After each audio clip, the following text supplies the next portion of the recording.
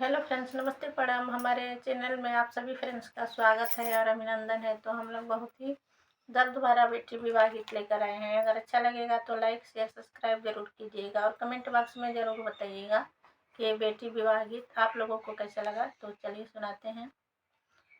कहवा तू गइला बाबा भोर बिनु सारावा हो, कहवा से अइला आधी रात जी, कहवा तू गइला बाबा भोर बिनु सारावा हो, कहवा से अइला आधी रात जी।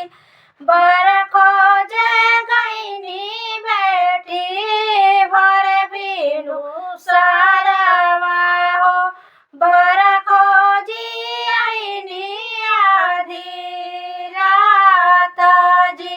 बर खोजे गइनी बेटी भर बिनु सारावा हो, बर खोजी आइनी आधी रात जी।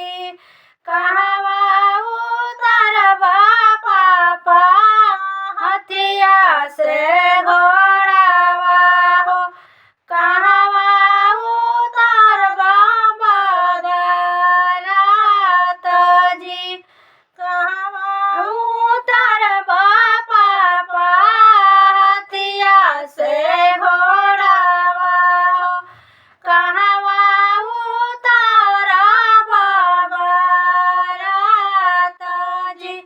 कहवा उतरबा पापा अपना समधिया हो, कहवा उतरबा दामाद जी। कहवा उतरबा पापा अपना समधिया हो, कहवा उतरबा दामाद जी। बगिया